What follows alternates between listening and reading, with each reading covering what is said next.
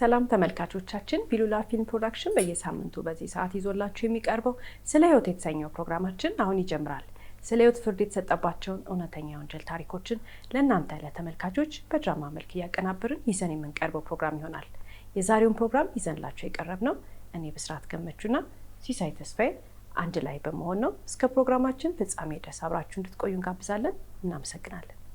ከ76 ዓመታት የምጥ ጭንቀት በኋላ ብዙ የተሰቃየችው እናት ፈትለ ወርቅ በቤቷ ውስጥ በባህላዊ መንገድ በልምድ አዋላጅ በሰላም ተገላግላ ወንድ ልጅ ወለደች። አዋላጇ ግን በድንገት ደስታቸው ወደ ድንጋጤ ተለወጠ። የወለደችው ሕፃን ለእናትየው ሲያሳዩአትም እናት እሬቷን አቀለጠች።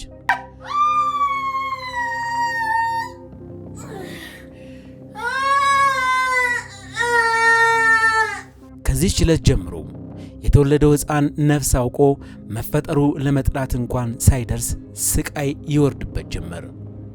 መፈጠሩን በቅጡ ሳያውቀው የአዋቂንን ባዮች ሐሜትና ጥላቻ ተጠቂ ሆነ። ያልተነገረው የዚህ ሕፃን ስቃይ ምን ይሆን?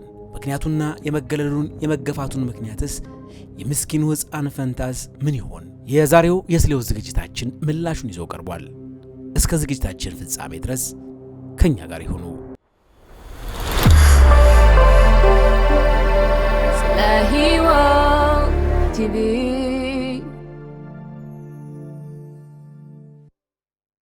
እንግዲህ ሕፃኑ ሲወለድ ከተለመደው አይነት መልክ የተለየ መልክ ይዞ ነበር የተወለደውና የአፍንጫው ቀዳዳ፣ የፊቱ ገጽታና የጣቶቹም ለየት ያለ አንዳንድ ይሄ ዲፎርምድ የሚባል አይነት አለ አይደለ?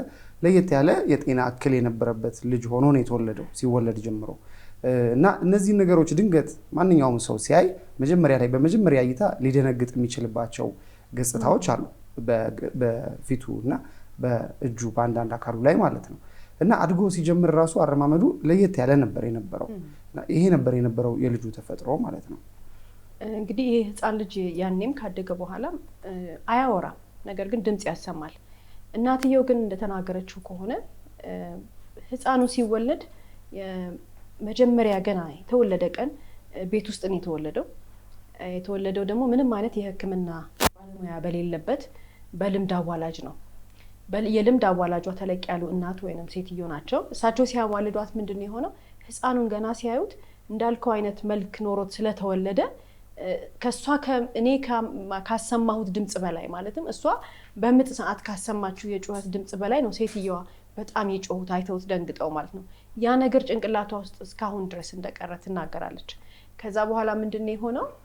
ብዙ በቃላት የተናገሯት ነገር ነበረ። የቤተሰቦችሽ ኃጢያት ነው፣ አንቺስ ምን ኃጢያት ሰርተሽ ነው፣ አንቺስ ምን አርገሽ ነው፣ ምን ሆኖ የሆነ በጣም የተናገሯት ነገር በጣም እንዳስነገጣት ነው የገለጸችው። የዛኑ ቀን እንግዲህ እንደወለደች ማለት ነው። ያኔ ልቧ የደነገጠች ሴት እንዲህ አይነት ልጅ ወለደች እየተባለች ከ2 ዓመት በላይ ለመቻል ሞከረች። ከ2 ዓመት በኋላ ግን ለመቻል አልቻለችም። ስለዚህ የተወለደችበትን ያገባችበትን ልጅ የወለደችበትን ሰፈር በሰው ወሬ ምክንያት በሰዎች የሚሰጧት አስተያየት ምክንያት መቋቋም አቅቷት ጥላ ጠፋች ማለት ነው።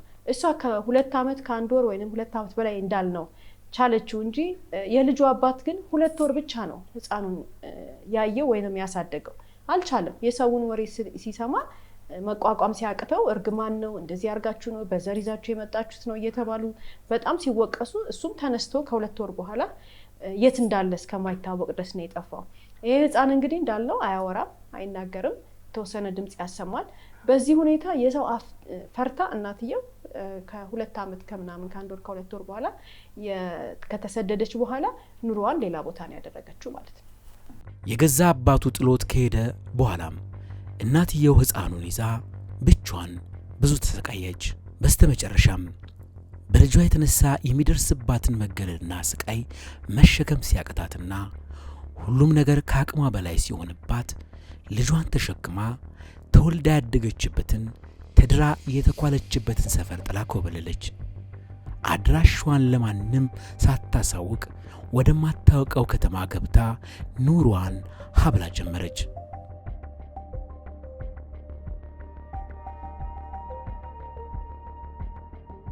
ታዲያ ይህ ከተፈጠረ ከአያሌ ዓመታት በኋላ እናትየው ልጇ ላይ በቃላት የማይገለጡ ርኅራኄ አልባ እርምጃዎችን ትወስድበትና ግፍ ትፈጽምበት ነበር። በአንዲት ክፍል በር ቆልፋበት የቀን ብርሃን የናፈቀው ሕፃን ስለምን በእናቱ የግፍ በትር እየተገረፈ የልጅነት ደስታና ሕይወቱን እየተዘረፈ ይኖራል የሚለው ብዙዎችን ግራ ያጋባ ነበር።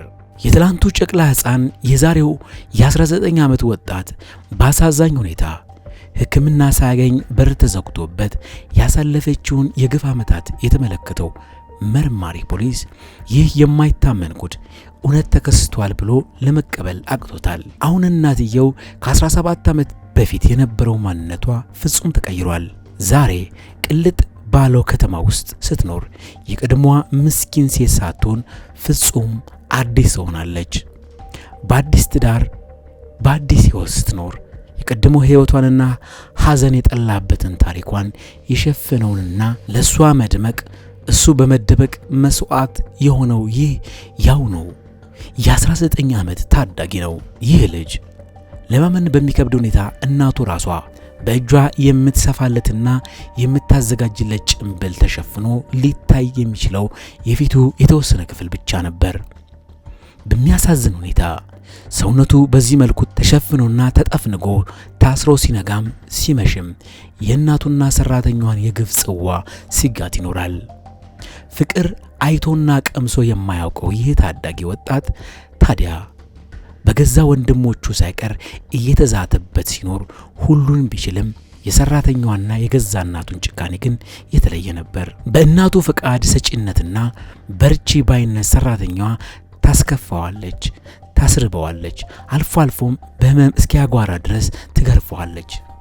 ድምፅ ሲያሰማም እናትየውም ተደርባ ትገርፈዋለች። ልጁ በተቻለው መጠን ተቃውሞውን ሊገልጽ ከመጣር ወደ ኋላ አይልም። በዚህ ጊዜ የሚያወጣውን እንግዳ የሆነ ድምፅ ሲሰማ ግን ልጁን ለሌላ ቅጣት ያዳርጉታል። እናትና ሰራተኛዋ ተባብረው የሚደበደቡትም በዚህ ጊዜ ነው። ታዳጊው ምንም እንኳን የመናገርና የማዳመጥ ችሎታ ባይኖረውም በራሱ መንገድ ሐሳቡን ለመግለጽ ደጋግሞ ይጥራል። ነገር ግን ተናጋሪ አንደበት ብቻ ሳይሆን ሰሚ ጆሮም ስላላገኘ ብቻውን በጨለማ ሆኖ ቀን ከሌት ይማቅቃል። ከዚህ በተቃራኒ የእናቱ ቤተሰብ በሰላም ሕይወታቸውን ቀጥለው ኮሽታ ሳይሰማ ይኖራሉ። ፍቅርና ደስታ፣ የእናትና አባት ከልጃቸው ጋር የሚያደርጉት ሳቅና ጨዋታ ያደመቀው ይህ ግቢ ከጓሮ ባለውና በተረሳው በዚህ ክፍል ውስጥ ግን የታፈነ ምስኪን ነፍስ ጩኸት አለበት ተብሎ በፍጹም አይጠበቅም። በሚገርምና በማይታመን መልኩ የእናትየው ጭካኔ ከልኩ አልፎ ለእናትየው ይህን ትዕዛዝ ሰጥታት ልጁን ነፃነቱን ትገፈዋለች፣ በስቃይ ታሸዋለች። ክብደት ጨምሮ እንዳያስቸግራቸው በማሰብ ገና ለገና ይገስፋል በሚል ፍራቻ በቀን አንድ ጊዜ ብቻ እየመገቡት ከስቶና ገርጥቶ እንዲኖር ያደርጋሉ። እናትና ሰራተኛ ይህን ታዳጊ ቀስ በቀስ እየገደሉት መሆናቸውን ጠንቅቀው ያውቃሉ። ሆኖም በሚሰሩት እጅግ ዘግናኝ የጭካኔ ተግባር አንዳችም የጸጸት ውሽንፍር ውልብ እንኳን አይልባቸውም። በዚህ ሁኔታ ለዓመታት ሕይወት ቀጥሎ አንዲት ገጠመኝ ስትከሰት ግን ለታዳጊው የተስፋ ጭላንጭል የከሰተች ገጠመኝ ሆና ብቅ አለች። ግለሰቦቹ ከግቢያቸው ጀርባ ያለው ቤት ስለተሸጠ አዲሶቹ ገዢዎች አንድ ቅሬታ አቀረቡ። የታዳጊው ወላጅ እናት ቤት የቆሻሻ ፍሳሽ ወደ እነርሱ ግቢ እየገባ በመሆኑ አንድ አዲስና ሰፋ ብሎ የተስተካከለ የውሃ ማውረጃ ለማስቆፈርና ቱቦ አስገብቶ ለማስገንባት መወጠናቸውን ሲያስረዷቸው ከብዙ ክርክር በኋላ የታዳጊው እናት ፈትለወርቅ ተስማማች። አዲሶቹ ቤት ገዝተው የገቡት ሰዎች በዚሁ ስምምነት መሰረትና ውል በፈጸሙበት አግባብ ስራውን ሲያስጀምሩና ቱቦን ማስቆፈር ሲቀጥሉ ቱቦ ቁፋሮን ከሚሰሩት ሰዎች መካከል አንደኛው ወጣት በዚህ ቤት ጀርባ የተደበቀውን ከባድና ስውር ሚስጥር ይፋ ለማውጣት ታዳጊውንም ነፃ ለማውጣት የሚያግዝ ጥቆማ ለፖሊስ አደረሰ። በደረሰው ጥቆማ መሰረትም ፖሊስ ወደዚህች ሚስጥረኛ ደሳሳ ጎጆ አቅንቶ ቤቱን ሁሉ በርብሮ ለየት ያለ የሆነ ድምጽ ይሰማል። የተባለው ጥቆማ ለማጣራት ሲደርስ ግን ሰራተኛዋና እናትየው ታዳጊውን ሸሽገው ለፖሊስም ምንም የተባለው ሐሰትና ስም ማጥፋት ነው ብለው ሸምጥተው አመለጡ። በሚያሳዝን ሁኔታ ከዚህ ቀደም ለዓመታት አብረዋቸው የኖሩት ጎረቤታቸውም ሳይቀር የሚያውቁትን ሕይወት ክደውና ለታዳጊው እናት ለፈትለወርቅ ወግነው ምንም የለም በሚል መሰከሩለት። ከጥቂት ወራት በኋላም ልጁን ከሰወሩበት መልሰው ምንም እንዳልተፈጠረ ኑሯቸውን መግፋት ቀጠሉ። ታዲያ በእነዚህ ወራት ውስጥ ልጁን የተሸሽገውን እንደመለሱት የሚያውቅ አንድም ሰው አልነበረም። አንድ ቀን ደግሞ ሌላ የነፈትለወርቅን ድብቅ ጉድ ጋድ የሚያወጣ አንድ ሚስጥር ወጣ። ይህም የሆነው የተናናሾቹ ልጆቻቸው ወላጆች ከልጆቻቸው ትምህርት ቤት ተደውሎ ተጠሩ። ከዚያም ወደ ትምህርት ቤት ሲደርሱ ከወላጆቻቸው መምህራን የሰሙት ነገር ዳግም ስጋት ውስጥ ከተታቸው። ምንድነው የተፈጠረው? አንደኛው ልጃቸው ስለ ታማሚው ታዳጊ ወጣት ትምህርት ቤት ውስጥ ያወራል። በተደጋጋሚ ብዙ ነገር ያወራል ማለት ነው። ይሄ ወሬ ከልጁ አፍ ከወጣ በኋላ ደግሞ እዛው ትምህርት ቤት ውስጥ አንዱ ተማሪ ለሌላው ተማሪዎቹ ደግሞ ሄደው ለወላጆቻቸው ያወራሉና ወላጆች ደግሞ ከአስተማሪዎች ጋር በሚገናኙበት ጊዜም እንደዚህ ያለ ወሬ አለ ተብሎ ወሬው በዛ መልኩ ይሄድና አስተማሪ ጋር ይደርሳል ማለት ነው። ከዛ አስተማሪው ለፖሊስ መንገር ይሄ ልጅ ሰብአዊ መብቱ እየተጣሰ ነው በሚል ለፖሊስ መንገር ሲገባው ምንድነው ያደረገው? እሷኑ ጠርቶ ነበር ያናገራት። እሷን ጠርቶ በሚያናግርበት ሰዓት ምንድነው ያደረገችው? ብር በመስጠት ነው፣ ገንዘብ በመስጠት ዝም እንዲል አፉን አስያዘችው። አስተማሪውም ዝም አለ። በዚህ መልኩ ተድበሰበሰ ማለት ነው። የነበረው ሊወጣና ልጁ ፍትህን ሊያገኝ ፀሐይን ሊያይ የነበረው ተስፋ በዚህ መልኩ ተዳፍኖ ቀረ ማለት ነው። በቀጣዩ ዓመታት ፈትለወርቅና ባለቤቷ የልጃቸውን ትምህርት ቤት ቀየሩ። በኋላ ግን ታዳጊ ወጣት አሁንም ቢሆን ሲርበውና ሲከፋው ሲናደድም ስሜቱን የሚገልጸው ለየት ያለ ድምጽ በማውጣት ነበር።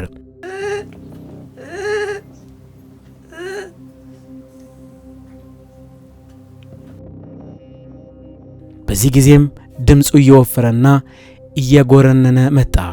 ነገር ግን ወትሮም ለፈትለወርቅ የወገኑት ጎረቤቶቿ የታዳጊውን ድምጽ አልፎ አልፎ መስማት ቢችሉም ጉዳዩን ችላ ብለው እሷን አምነውና ለሷ ብለው ዝምታን መረጡ።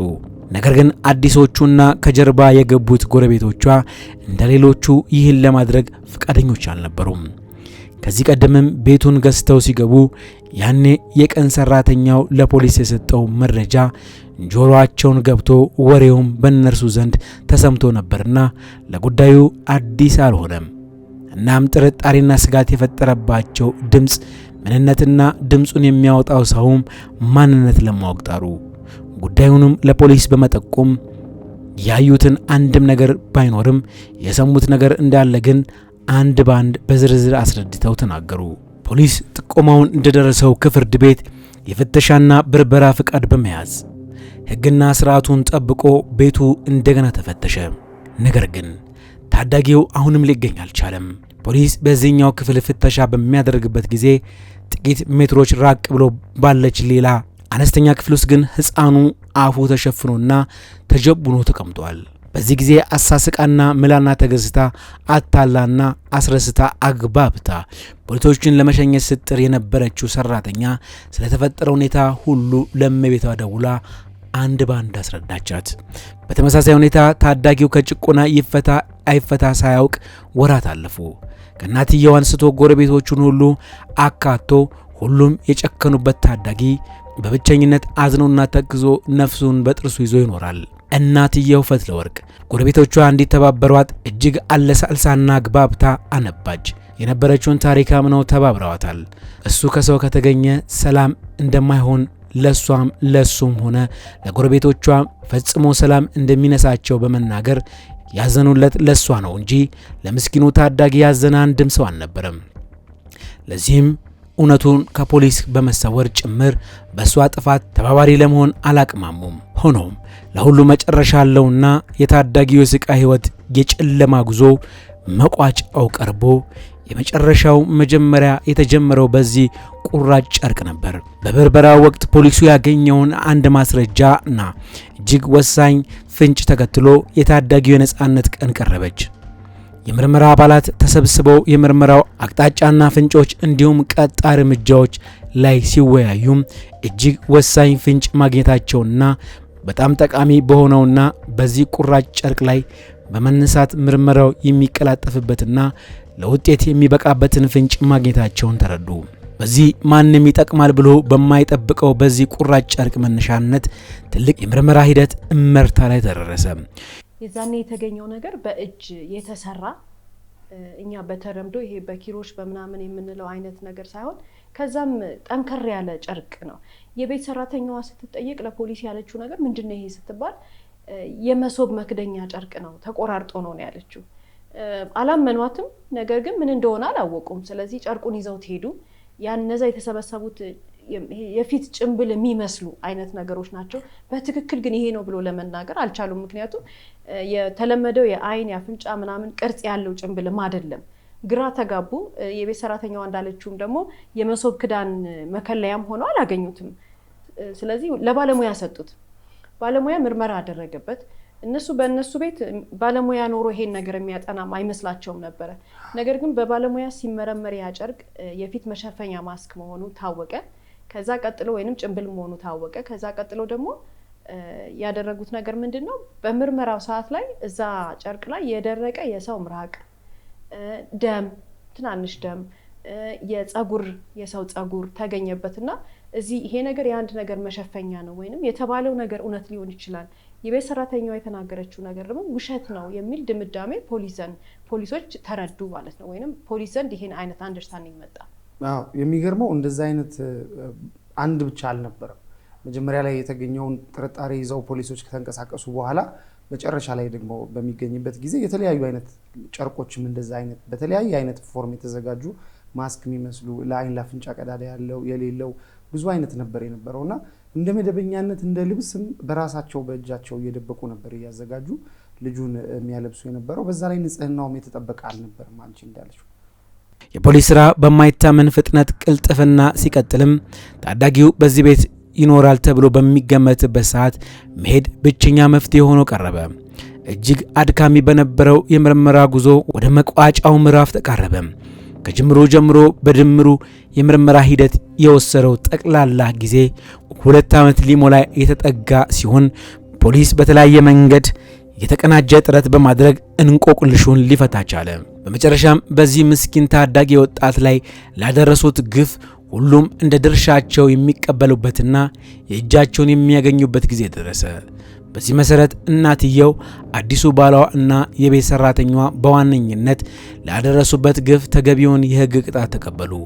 ከነርሱም ሌላ ሚስጥሩን እያወቁ ዝም ከማለትም በላይ ጭራሽ ፖሊስ በፍለጋ ወደ ፈትለ ወርቅ ቤት ሲመጣ ታዳጊውን በቤታቸው ሸሽገው ያቆዩትና እሷ ምንም በደል የምታደርስበት ሌላ ልጅ እንደሌላት የመሰከሩት ሐሰተኛ ጎረቤቶቿ በተባባሪነት ሕግ ፊት ቀርበው ቅጣት ተሰጣቸው። በዚህ መሰረት በጥቅሉ 4 ተባባሪዎች እያንዳንዳቸው ቅጣታቸውን ተቀበሉ።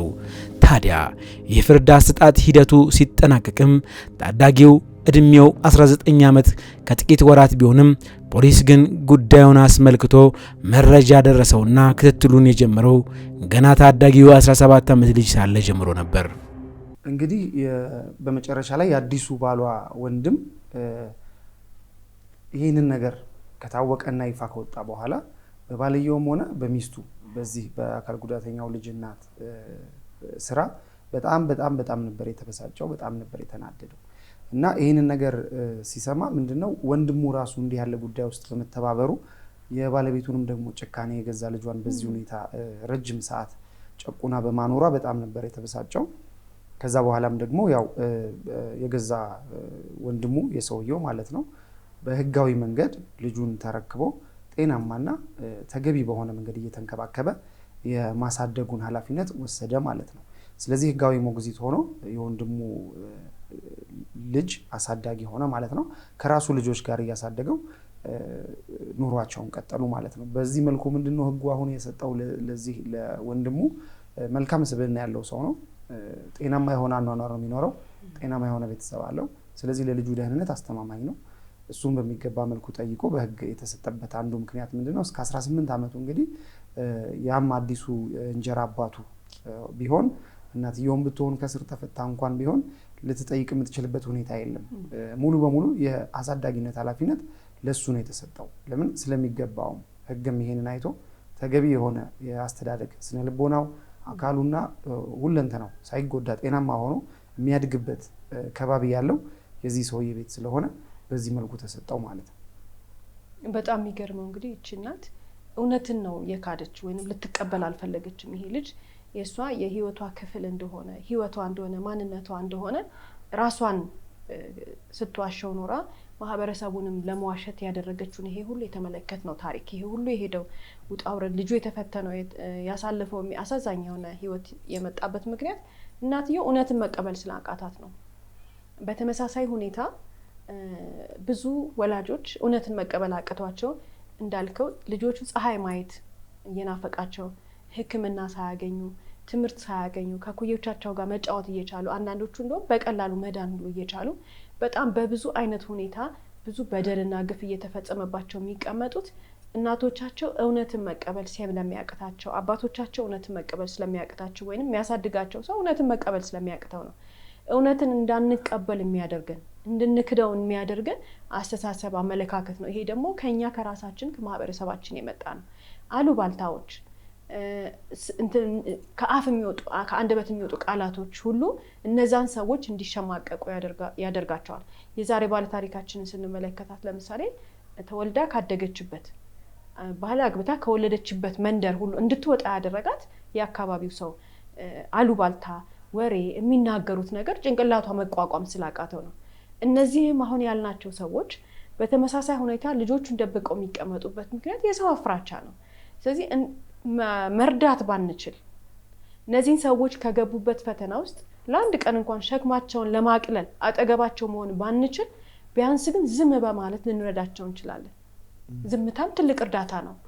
ስለነዛ ሰዎች ከሰው ጋር የፈለግነውን ነገር እንበል፣ ለራሳቸው ግን እነሱ እስከሚሰማቸው ድረስ እንደው ምን አይነቱን ነው የሰጠሽ፣ እንደው ምን ጉድ ነው የጣለብሽ፣ ይሄ እንደዚህ አይነት ንግግሮች ባንላቸው በቃ እነዛ ሰዎች ጥሩ አንደበት ከሌለን ልንረዳቸው ልናበረታታቸው ማንችል ከሆነ አጠገባቸው ባንደርስ ራሱ ትልቅ እርዳታ ነው።